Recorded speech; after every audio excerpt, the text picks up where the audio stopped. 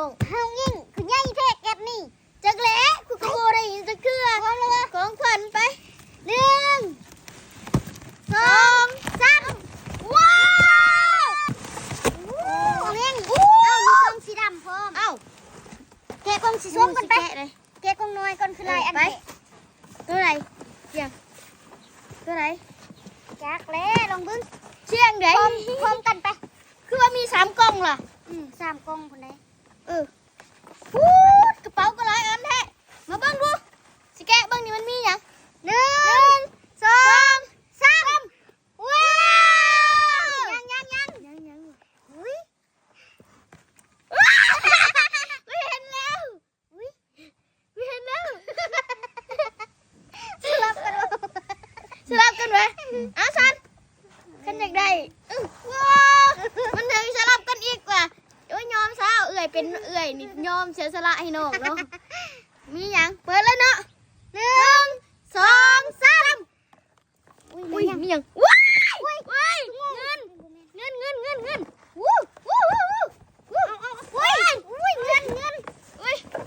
ย ยังวะ โอ้พี่น้องได้เงิน อุ้ยกระเป๋า อุ้ยกระเป๋าคืองามแท้ งามเนาะ กระเป๋าเจ้าได้ค่ะ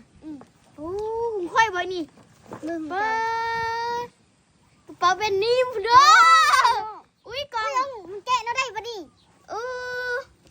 เด้ยิงบนไข่ ได้เงินมาใส่กระเป๋าเพิ่นว่าอุ้ยนี่บอกของขวัญจากพ่อบอยกับเอ็งดิซันน่ะขอบใจได้หลายเด้อ ได้เงินผู้ละ10 ล้านเนาะพี่น้องนี่ อันนี้คือสิเป็นเงินเดือนทำ แม่นเลยเงินเดือนเฮาได้เด้อ ที่แบบว่าเอาเงินมาให้พวกเฮาถึงแม่นว่าเฮาบ่ได้นั่นน่ะเฮาบ่ได้เฮ็ดเวียกเฮ็ดงานหยังนำเราก็ยังเอาเงินเดือนให้เนาะเงินเดือนคือ 10 ล้านผู้ใดนี่ น้องอองมาอยู่บ้านเนาะก็ได้10 ล้านเด้อเนาะเพราะว่าเฮาบ่ได้เฮ็ดเวียกหนักคือหมู่ซั่นเนาะก็เลยเอาให้10 ล้านคือสิแม่นเนาะ แม่ เอาจังได๋ก็ขอบใจหลายๆเด้อพ่อบอยที่มาให้พวกลูกเนาะก็ขอให้รวยๆปังๆ10 ล้านตักเด้อซาบุบักต่อรุ่นเอาเงินเอาคำโทรศัพท์ iPhone 17 Pro Max สอยคอทองคำเด้อพิมพ์คำว่าสนใจมาเลยขอบใจหลายๆเด้อ เข้าใจเด้อ อย่าลืมอุดหนุนเด้อ พร้อม ซอย ส่ เอา งเด้อ เจียงเนี่ย10 ล้านไปแล้วเงินเดือน นี่ในกระเป๋าทั้งเงินเดือนพร้อม ไปก่อนสัน แม่งกล้องตัวไปมันยัง อีหยังคือว่าหลายแท้ เอ้ามีสีส้มอีกอันนึง ไผล่ะ ใครนำกันไปอันนี้แม่นไผวะ 1 2 3ว้าว ยังอุ้ยสีแดงอันนี้ โอ้ งามเด้อเนาะ งามคงไผวะลงแกะบาง กระเป๋าอันนี้เอาไปหน้าเลยเอาไปสู้โทรศัพท์ไปหน้า บ่แม่นมีเงิน100 ล้านบ่อยู่นี่ อุ้ยมี อู้ มี โอ้มาหน่อยงามคงไผล่ะฝากให้ไผ จักนู่ จักแล้